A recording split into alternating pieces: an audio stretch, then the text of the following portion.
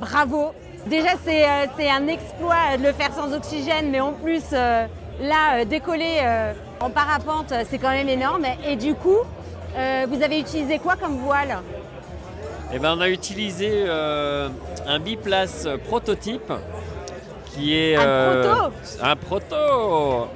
Donc l'idée c'était d'utiliser le biskin, mais en plus léger encore. Ouais. Et là ils nous ont fait une voile qui pèse 2,4 kg.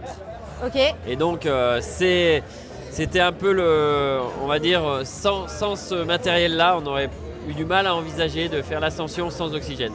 Ok. Parce que le poids, c'est l'ennemi numéro 1. Et à côté du biplace, on avait aussi des ailes solo d'1,1 kg avec lesquelles on a volé lors des phases d'acclimatation et qu'on utilisera encore ici dans les Alpes pour des beaux projets. Et vous étiez à combien de kilos dans les sacs? À peu près 4,5 kg, 2,4 kg la voile, 2 kg d'eau, 4,5 kg pour le plus lourd et un peu moins pour le deuxième sac. avec des sellettes hyper light. Avec des sellettes hyper light, ça c'était pour le jour du sommet. Et du coup, en mono surface, je sais que les décos, faut courir quand même. Il n'y a pas beaucoup d'air. Tu disais ce soir que justement, avec l'altitude, c'est vachement plus réactif, Zeb. Oui, exactement. Donc c'est chaud. C'est chaud de pouvoir s'envoler de ces sommets-là.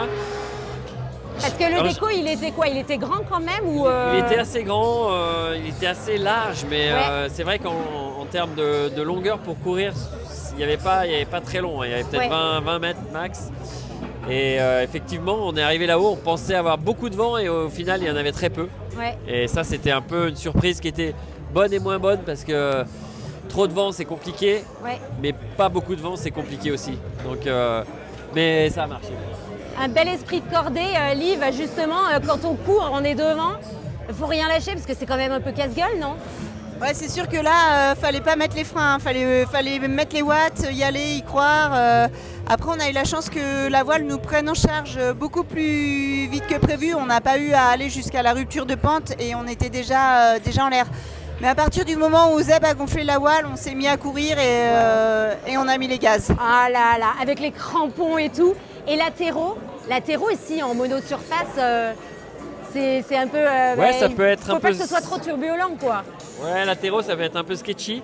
Nous, alors là, pour le coup, si tu arrives et puis qu'il n'y a vraiment pas d'air, Ouais. là, ça peut être un problème. Et là, heureusement, il y avait du vent katabatique qui descendait le glacier et qui était assez fort au final. Et du coup, on s'est posé, mais comme des fleurs. En Ouais, fait. incroyable. Donc, ça, C'est assez l'avenir génial. un petit peu, vous pensez, la monosurface ou pas forcément, mais en tout cas le light, ça permet, ça ouvre des perspectives de malade. C'est clair que c'est vraiment l'avenir. Maintenant, ce qui est dément, c'est qu'on arrive à avoir une compacité qui fait qu'on met ça au fond de son sac. Et puis, on peut envisager d'aller faire des sommets techniques, quoi. Eh, Ce qu'on Liv, pouvait pas faire avant, Zeb, quoi. pardon, t'as pas fini, je te Excuse-moi. coupe. Bah, vas-y, coupe, c'est pas grave.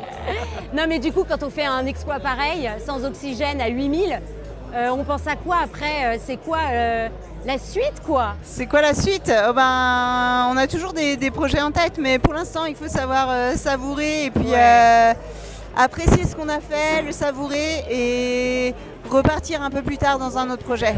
Profitez bien, en tout cas, et merci mille fois, vous êtes trop beaux, c'est trop beau ce projet, bravo. Merci Jess.